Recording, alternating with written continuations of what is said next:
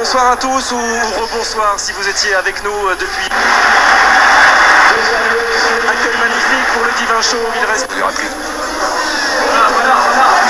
Le couloir, la sortie d'Éric Poula, c'est son 7e Marseille-Paris Saint-Germain ou Paris Saint-Germain-Marseille. Il aura 42 ans le 8 décembre. La saison passée, il était là.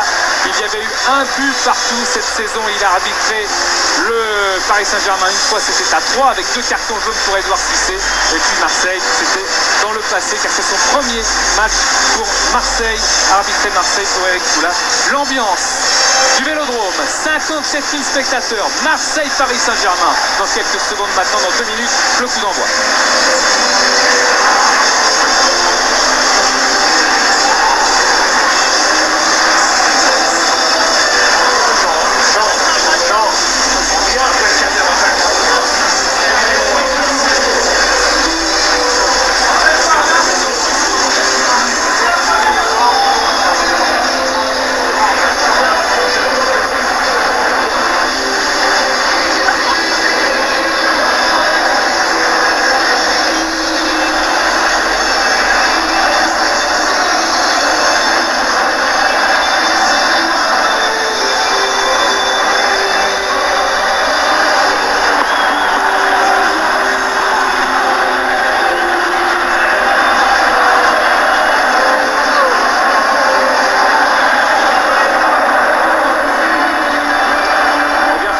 Servi par le spectacle dans les tribunes.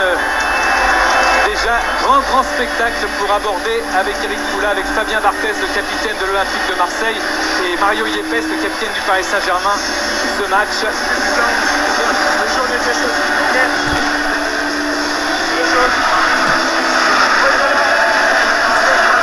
Le protocole, on va rappeler, Franck, que du côté de l'Olympique de Marseille, il y a quand même un forfait, celui de Frédéric Déhu, qui n'est pas là.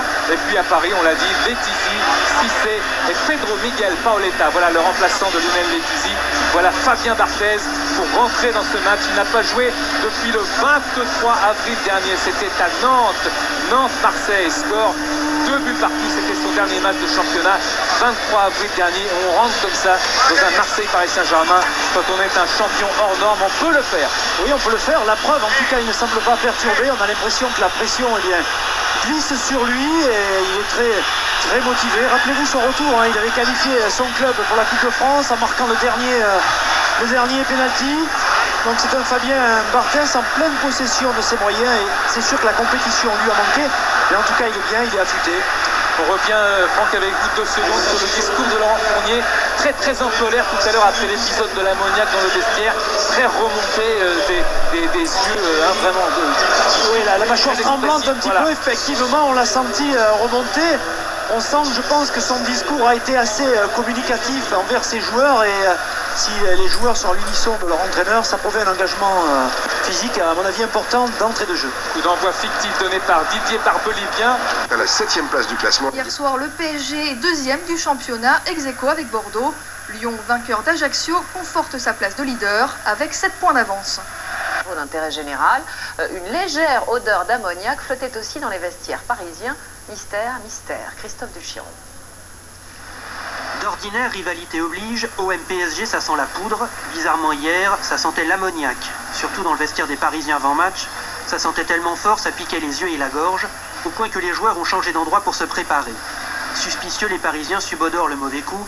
Désolés, les Marseillais prétextent une forte odeur d'égout et un utile nettoyage à fond du sol au plafond. C'est pas facile de se préparer dans un couloir avec 2 vestiaires séparés. C'est ce que j'appelle exactement un prétexte avant l'heure. Alors bon, comme nous n'avions rien à cacher, nous avons laissé le préfet descendre dans les vestiaires, regarder de lui-même, le préfet de police. À Marseille, après 5 mois de suspension, c'était le retour de Fabien Barthez, qui ressemble à s'y méprendre à Monsieur Propre.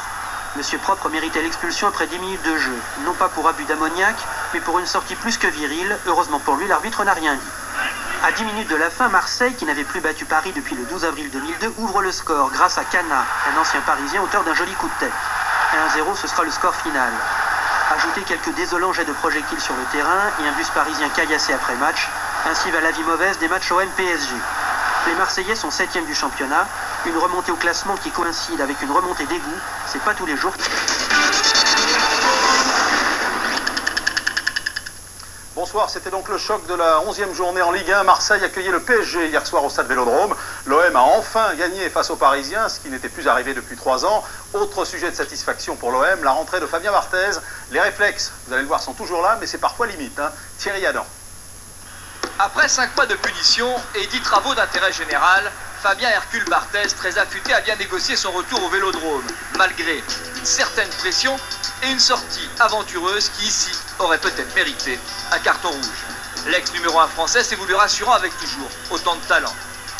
Mais l'homme du match porte le numéro 7. Franck Ribéry a tout simplement été énorme. Il va vite, voit juste, percute, dribble.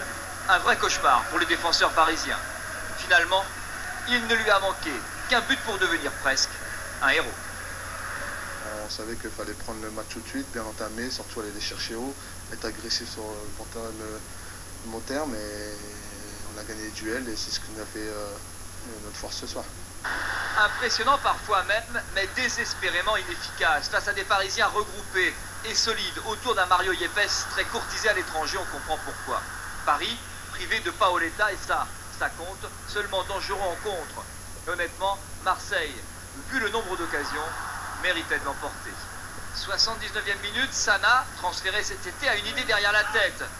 Forcément motivé, il transperce Paris, ses anciens amis, sur ce corner précis du jeune Nasri, 1-0, ça suffit. Aujourd'hui, sur les 6 derniers matchs, on a gagné 5 matchs, on a un petit peu recollé sur les équipes de tête. Donc voilà, moi je suis très heureux pour les Marseillais ce soir.